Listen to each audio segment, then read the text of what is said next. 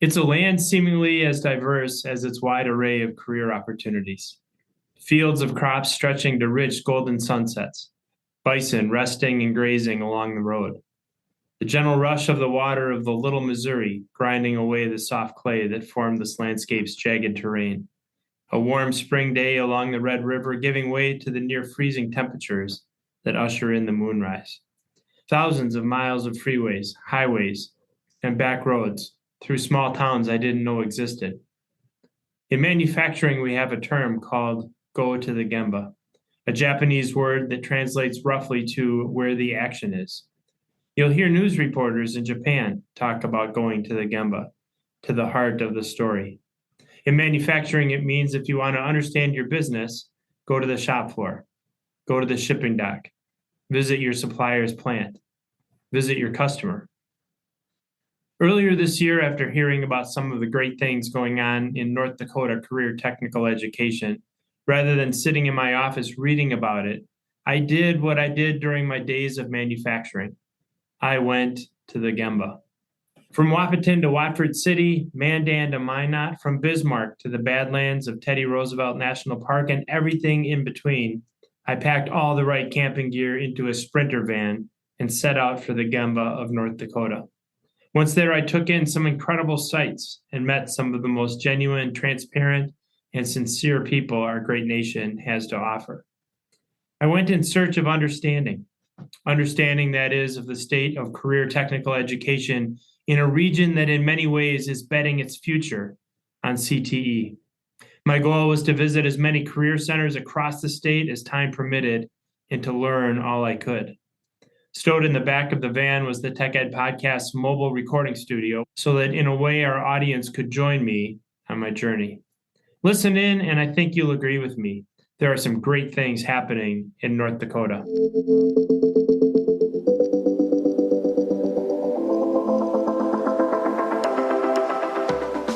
Welcome to the Tech Ed Podcast, where we visit with leaders who are shaping, innovating, and disrupting technical education. People who are not afraid to think differently, not afraid to try something new, all with the goal of securing the American dream for the next generation of STEM and workforce talent. Let's begin by getting to know the state a little bit. What do the people of North Dakota like most about North Dakota? The answer is the people of North Dakota. You hear about maybe North Dakota nice, and I think we see that all the time. I think people generally help each other, and that's something to say about. And I think especially as I get older, I mean, you appreciate more and more about people helping each other and chipping in, and I just think it's just that culture that it's hard to describe, but once you're here, you understand. You know, there's a lot of great things about being in North Dakota. We talk a lot about just the friendliness of people in general. It feels like family. Right? Everybody around here, they're so willing to help you, guide you where you need to go, assist you with anything that you want. It just feels like family. It is the people, just genuine, willing to help each other out. I don't know if that still exists everywhere. But yeah, if you see somebody struggling out on the street, it's a matter of minutes before somebody comes out of their house or stops their car to jump out and give you a hand. Really, what I love about North Dakota is the people.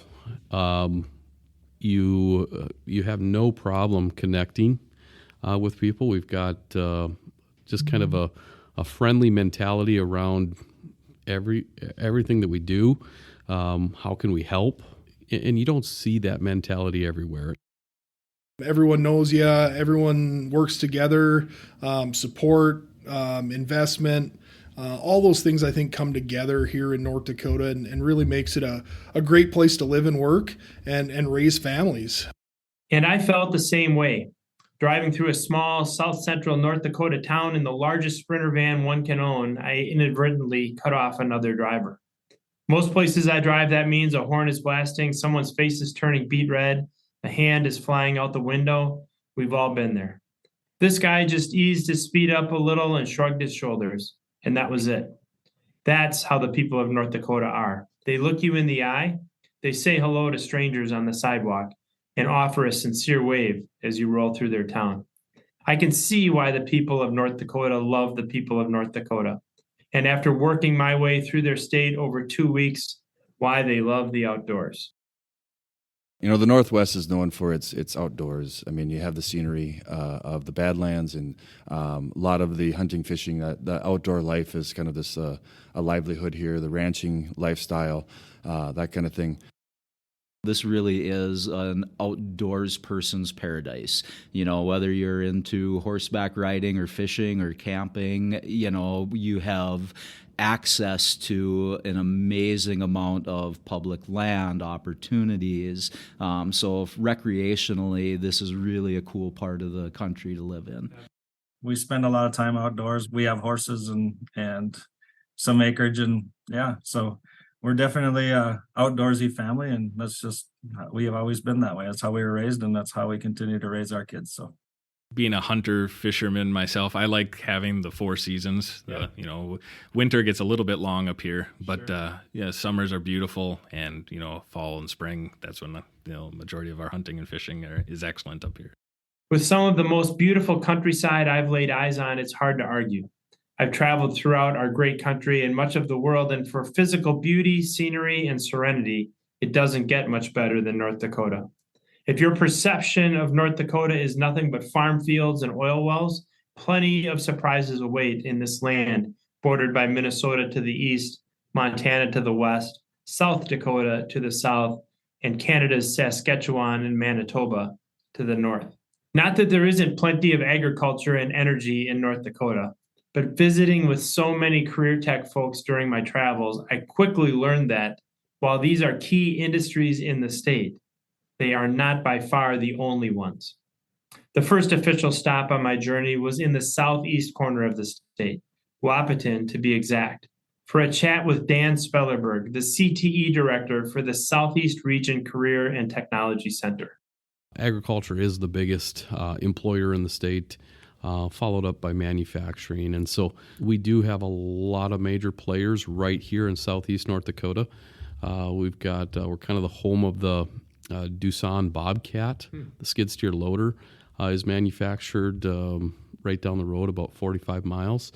And other than that, we've got a lot of major players right here in Wahpeton. Comdell, they are a plastic molding, you name it, they can make it and they can create it here. The amount of stuff that they create here is incredible. It's impressive. But also, like I said, agricultural processing. We process Mindak Co-op down the road, processes sugar beets. We've got several. We've got a high Cargill processes high fructose corn syrup around here. Giant Sunflowers produces sunflower seeds that you see in baseball fields all over the U.S. And we also have there's I'll say an ethanol plant down by Hankinson produces ethanol. We got a lot of agricultural producing aspects right here, right in the southeast, and like I said, also manufacturing as well. A lot of welding. Vanderstad is a company that just moved in that produces tillage type equipment, air seeders, lots of different equipment. They were based out of Canada. I believe they're bringing their world headquarters here, and so lots of growth, lots of cool opportunities. That's right. While energy and agriculture play a huge part in its economy, manufacturing and food production hold key positions as well. At the North Valley Career and Tech Center, Director Mike Hansen and his colleagues are busy preparing their students for a wide variety of careers. In our region, agriculture is definitely probably the number one industry, but it's kind of unique in the northeastern North Dakota. We have a large manufacturing sector in our area. So we have a lot of manufacturers, that everything from Marvin Windows to a Rimco company that makes rims for trucks. There's a lot of food processing as a big piece of what we do here too. So American Crystal Sugar, there's a lot of manufacturing that kind of is unassumed in North Dakota. You don't realize how many people are employed by some major manufacturers. Energy, ag, manufacturing, food production, and healthcare and national defense. Grand Forks Public School District's Executive Director of Career and Technical Education and Technology, Eric Ripley. Agribusiness, value-added agriculture certainly is huge. You probably saw that as you referenced. Healthcare system, we have a regional healthcare unit hospital in our community. Education, obviously, again, within the public school district, also at the post-secondary level. And then IT. IT is definitely an emerging sector for us. And then unique to Grand Forks is the UAS sector, unmanned aerial systems, and what's happening out at the partnership at the Grand Forks Air Force Base just west of town with entities like Northrop Grumman and General Atomics, working with a very unique development where we have the airspace and we have the ability to do things in North Dakota with that airspace, testing and trying unmanned aerial systems and line of sight and beyond line of sight. I think that presents some really cool opportunities for our students, and our universities have latched onto that and are trying to provide opportunities for students to get degrees in those areas. And so then at the secondary level, again, what are we doing to help prepare students and make them aware of those opportunities right within our own region? Energy, agriculture, manufacturing, food production, healthcare, and defense. These are the industries that drive the North Dakota economy, and by and large, the support for CTE. Toward the end of my first week, I rolled into Dickinson, North Dakota. At last count, 25,679 residents. This is the 7th largest city in the state by population, and still has a small town feel to it. The kind of place where people stand up for each other, and where employers stand behind the Southwest Area Career Tech Center. Director Aaron Anderson. We've had some industry partners. Bronco Brothers is one. They've committed $1 million to see this program come to life, as well as some other partners. And so when you have local businesses that are putting up the capital, saying, hey, this is important for us, it's important for our region. And the great thing, our 40-acre campus, we have our own so-called sandbox. The energy gas sector is very strong from an oil exploration, natural gas production standpoint. Lots of great opportunities there. And you have the heavy hitters in those industries, the Marathons, the ConocoPhillips. Great employers, employ a lot of people out here. 89 miles east of Dickinson lies the city of Mandan, whose motto is where the West begins. So too begin plenty of great careers thanks to Mandan's focus on CTE. Jeff Rierick is the Director of Technology and CTE for Mandan Public Schools. We are insanely lucky where we're at. Our community embraces CTE as a whole. Mandan is very much a blue-collar community. We're seeing a good shift to white-collar as well, but there's a belief in hard work and belief in getting that job done, and our citizens are willing to recognize that from any industry. They also recognize that we need employees, and they want to have good employees, and they know the heart of that is driven through what we do at the school. We heard similar messages from most of the CTE centers as we traversed the state. Support for career technical education and a growing understanding that we should be opening every on-ramp and off-ramp as students traverse their career options. It's just not a linear path like it used to be of high school, you have to go to college, you have to go that. They're accomplishing the same thing but taking a different pathway, which, to be honest, is probably beneficial to the employer, it's beneficial to the student, beneficial to the family who is trying to pay for that college. And so it's just it's been a nice process that we're seeing, a good change, I think, in my mind. This idea that it's not a 4-year for all, one size fits all for every student. I think that was a mentality that had been pushed down for, I feel, a long time, and career technical education became kind of the consolation prize. Right. It became the lesser than, but yeah, it really did. The cost of higher ed, the cost of post-secondary, the investment someone has to do, it's a lot of money to risk. People are starting to realize that they don't need to go to the 4-year college. 20 years ago, that the conversation was that everybody should pursue a 4-year college. And even if you didn't know what you wanted to go into, that first year is all generals anyway. So just, go take that and you'll figure out what you wanted to do. Now people are looking at college more about return on investment and what do I actually enjoy doing. We go back a few years ago, and it was kind of a really big push to push the 4 years programs and 4 years applications. And so now we're at a situation where a lot of our trades, craft people, are few and far between. And so we've really reshifted gears. Shifting plenty of gears myself, my travels took me to North Dakota's capital, Bismarck, that is home to the Bismarck Career Academy, where the Director of Career and Technical Education, Dale Hariff, has seen plenty during his 39 years in education, including the shift in thinking on career options for students. I think over the last, maybe I'll say even 6 years, I think some of that attitude's changing. Not that everybody shouldn't get a 4-year degree, but I think the change is now, what is the career that you want and what would it take to get you there? So that might be a 1-year degree, that might be a 2-year degree, it might be a 3-year degree, it might be a 4-year, it might even be a 5-year degree. Sure. But I think the fact of the matter, instead of saying, bang, you're just going to go to 4-year school, right, which again, I'm not knocking that, but what I'm saying is, instead the attitude now is what gets you there. And I got to tell you, the great employers around here, you want a 4-year degree, you got a 2-year degree, they'll get you there. They'll pay for it. And so I think that's the attitude. It's more about what do you want to do and what does it take to get you there. Almost exactly 2 hours north of Bismarck lies Minot, North Dakota. Home to the well-known Minot Air Force Base, Minot will also soon be home to a brand new high school, which is keeping CTE Director Pam Strokeland quite busy inspiring students toward well-paying careers with or without a 4-year degree, especially if they take advantage of the great work-based learning programs on offer.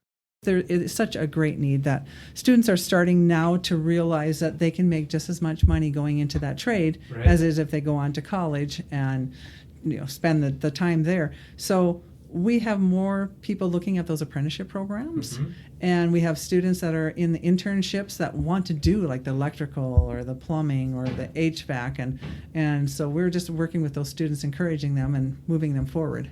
Despite its 70,704 square miles of geography, North Dakota's population makes it one of those states where everybody seems to know everybody else.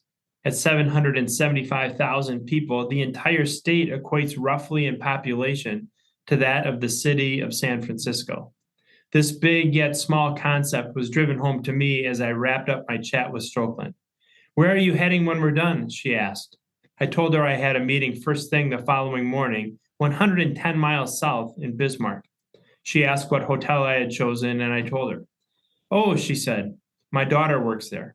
I stopped in and introduced myself to her daughter the following morning, practically in the shadow of the state capitol building, where the state's governor and legislature had approved unprecedented and literally once-in-a-generation investments in CTE. I think the fact of the matter is that our legislature this year, and thanks to Governor Burgum, pushed to have built 12 more career academies around the state of North Dakota. That just goes to show that the value of what North Dakota is starting to think about these types of places. And our legislative assembly, which meets every biennium, every 2 years, just actually concluded their 68th legislative assembly. And so there was an increase of funding for career technical education over the next 2 years, which we're very fortunate and appreciative of. And so there is strong funding that comes from the state level in supporting our CT programs. We have obviously our local funding, we have the state funding, and then of course we have our federal funding that we just bring that all together and make that work. North Dakota is very pro career and technical education and has been a great supporter of CTE. So this past legislative session, actually 2 times previous, they provided dollars for capital projects grants. So there's a lot of projects going on throughout the state now that are taking place to increase and improve and enhance the CTE offerings to students. The state, again, invested heavily into CTE. Fantastic. And so really right now, I probably feel as good as I can about our CTE funding. It is really good.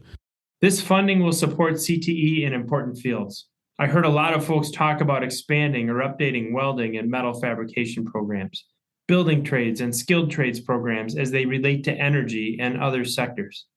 Minot alone trains 50 to 60 certified nursing assistants every single year in a facility more advanced than what I see in most technical colleges. North Dakota also boasts a huge focus on agriculture and family and consumer education. The enthusiasm and commitment to CTE in North Dakota is real. It's palpable. It's refreshing in many ways, and that is exactly what I told the state CTE leaders and public policymakers when they asked me to reflect on all the time I spent there. But true to form, I wasn't shy about asking for permission to share some constructive feedback, and to a person, they all welcomed the discussion. I told them I meant it sincerely when I said that I was genuinely impressed by the statewide commitment to career technical education, literally at every level, but that there were some areas that warranted additional consideration. I suggested that while the investments in traditional CTE, welding, machining, agriculture, healthcare, and so on, were clearly necessary, I noted the absence of some of what we see elsewhere across the United States. Most notably, while a couple of stops included discussions about advanced robotics and automation, many did not. I heard a couple of mentions of welding robots, but very little of the types of certification-backed, in-depth programs we often see, including robot operations and programming, and offline programming, machine vision, digital twins, end-of-arm tool selection, and so on. I also suggested that in many comprehensive high school and career tech programs, we see students learning and earning certifications on mechatronics-related competencies, such as PLC programming and integrating programmable logic and other controllers with robots, conveyors, and sensors. Finally, I noted that I didn't hear much about the so-called Industry 4.0 learning programs, or what I often call the edge to cloud continuum, now emerging in so many high schools and career tech centers across the country. As our audience knows at the Tech Ed Podcast, we are big believers that to remain relevant, students must learn how smart sensors and smart devices procure data, how control systems use it, how data collectors gather it and send it to networks and onto the cloud, and how artificial intelligence and machine learning software analyzes data, finds patterns in it, and uses the results to improve the entire system. This continuum repeats itself in every economic sector, from healthcare to energy to precision agriculture, to hospitality to retail, to advanced manufacturing to national defense, and so on. It is literally the future of every space in our economy, and it is imperative that we prepare our students for this future. To their credit, as these topics came up with the CTE thought leaders across the state, I found them open to and eager to learn more and to find ways to adopt these technologies into their programs. As they do, they will continue to produce amazing success stories in the form of inspired students and transformed students. I asked those I interviewed to share their favorite CTE stories. Let me share a few with you. The first one I just had to wedge in wasn't about a student so much as an entire district. The McKenzie County School District #1 office is tucked away in the northwest corner of the state, Watford City to be exact, and Steve Holen is the superintendent. If you, like I, thought first of the energy sector when you thought of North Dakota, what happened in Holen's neck of the woods between 2005 and now, and how his district responded to it, is the stuff of leadership legend. Listen in. We were about 500 students, K through 12, at about that 2005, even up to 2008 area of time. We're at 2,000 students right now. So we've quadrupled our student population. We've had 2 new schools built, 1 major renovation, and then we're doing our skills center right now. So it's kind of our 4th major construction project in the last 12 years. Sure. So it's been, certainly, it was explosive, certainly at the very beginning of this process. Where you have to go through portables. The infrastructure just isn't in place. The community is hit hard. And we turned the corner on a lot of that. But you're right, diversification, when this early boom was going, we had students from every state in the union, and then we had, I think, 20 foreign countries. So we were very non-diverse in nature in northwest North Dakota, but we became extremely diverse, which is a lot of good things, too. It's been really a good process. We have about 250 EL students in our school district, and so we've really had to embrace those types of challenges and our new citizens. But it's been a good thing. So many opportunities. We used to get really bogged down in the challenges and say, what happened to our small little quiet town? Right. But the opportunities that have come with it are just endless, and that's what's worth it. When my time with Holen was through, I felt like telling him he should author a book on disruption and change leadership. Very impressive. Equally impressive, inspiring, and heartwarming were the success stories shared by some of the others. Let's begin with Bismarck Career Academy's Dale Hariff. So one of my stories might be is that it was 2 years ago, actually. I had knee replacement, total knee replacement. Yeah. So I wake up in the hospital, and here's one of our certified CNA students working on me, and she just had we both kind of got a kick out of it. But the fact of the matter is, it kind of sat there and said, wow, just think about this student that was 16 years old going through it and now is helping other people. Imagine waking up in the hospital recovery room to a former student whose career was inspired by the work you do. Southwest Area Career Tech Center Director Aaron Anderson had a story about a student who ended up with a rewarding career in a different kind of medicine. One young lady, she was going to be an early grad in December, and we said, "Hey, why don't you stay in school? But we can provide you a half a day of work-based learning. We'll partner you with a local employer." And she had interest in animals, and so working with West Dakota Vet Clinic here in Dickinson, we got her a placement as a vet assistant. That's now turned into full-time employment, and both the employer and the young lady are super excited that she could find an opportunity, a job, and fill some of those workforce needs. Sometimes knowing what career to stay away from is just as important as choosing which to enter. Minot's Pam Strokeland had a great story about a student who almost chose a career in journalism, but through her internship settled on a different direction. Another one that we had was she didn't know if she wanted to go into fashion design or newspaper. And this was during the flood in 2011. And so she decided to go at the Minot Daily News and be a journalist. And they had her walking through the muck and everything of the flood and writing articles and stuff. And she even did the life of an intern in the newspaper when she was done, and just kind of decided that was not for her. She wanted to go into the fashion design. A few years later, I'm in Fargo and at walking down the mall, and NDSU had a display of clothing items that they had made. And there was a dress there made of newspaper. And I looked at it and I'm like, this is our intern person. Yeah, right. So she had taken her love for the newspaper and made it into a dress in her fashion design career. Some of my favorite CTE stories that I hear anywhere are of students who end up going the 4-year route and then credit their CTE experience with providing them the kind of real-world context that traditional high school pathways don't necessarily offer. Ryan Pierce is the CTE curriculum coordinator for the Cass County Career and Technical Education Center and shared one such story with me.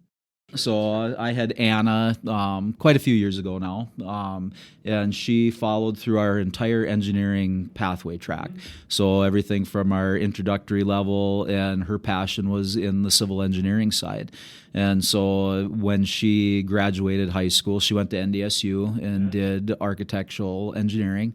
And she is currently an architectural engineer at a firm in Duluth, Minnesota. And just a super student, and, obviously had the desire, had the drive, without a doubt, makes a difference, and having a passion. And I think my favorite part of it was after she got through her freshman year, she came back and we were talking a little bit about it, and I was asking her about her experience, and she said, she goes, I struggled because counselors were really pushing me to take AP courses high end, which she still did, like she was a very good student, but she said, I wasn't encouraged to stay on the engineering track. And she said, that was the best thing that happened to me, because I was so far ahead of my counterparts in classes because I understood the process. I understood the big picture. Yep, I had the context. And so, she really thrived and attributed that to those CTE courses that she took. And finally, this one from Derek Bope, the director at the Cheyenne Valley Area Career and Technology Center in Valley City, North Dakota. One that bubbles to the top, a young man was Wyatt Hatcher, his name, and Mr. McFadgen, our auto instructor, does a better job of telling the story. But he recalls, the first 2-3 weeks that Wyatt was in class with him, just head down, not really engaged, just kind of, looked sad. And kind of pulled him in and asked him what was going on, got to know him a little bit, and got him to come out of his shell and participate more in class. And turns out he had a pretty good aptitude for the automotive and mechanic industry. Over the 1.5 2 years he was with us, competed at state skills competition and did very well. Not only won the competition, but scholarships and tools and an offer to go to Wyotech for free. They were going to cover his costs. So took advantage of the opportunity, continued to do very well there, and got picked up by NASCAR right out of Wyotech. And so was building engines for NASCAR. And here, a student that was struggling in high school, was on the brink of, discontinuing high school, dropping out of high school. And here, the automotive program here at the Career and Tech Center really put him on a different trajectory, and just, was able to chase, like you said, the American dream, so to speak, and work for NASCAR. And these stories demonstrate the power of CTE, a former student providing care to her former educator, an early grad taking advantage of a work-based learning opportunity that led to a career as a veterinarian's assistant, a budding journalist walking through muck and igniting a journey to a different calling, a student following a fascination with civil engineering and her high school experience putting her way ahead of her contemporaries when she arrived at the post-secondary stop on her journey, and finally a student on the brink of dropping out and being inspired by his automotive program toward a career with NASCAR. Midway through my time in North Dakota, I awoke one morning before the sun rose and before it had time to do its work in warming the air around me. For the prior 12 hours, I had been deep in the heart of the northern unit of Teddy Roosevelt National Park. I began the day far outside the range of the nearest cell tower, so there were no emails to check, no texts to read, no LinkedIn notifications to look in on, and no Wall Street Journal to read.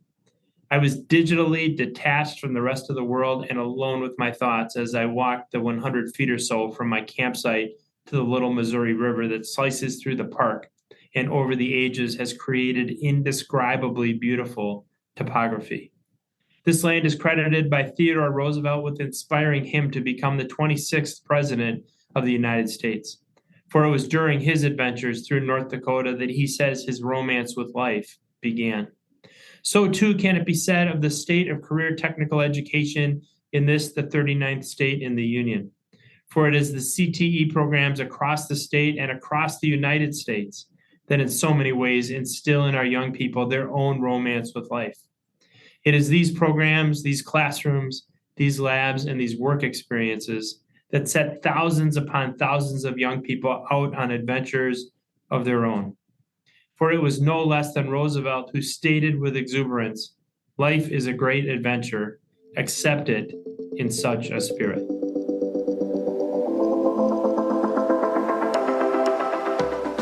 Thanks for joining us for this episode of the Tech Ed Podcast. If you haven't already, subscribe, leave a review, and if you liked this episode, share it with a friend.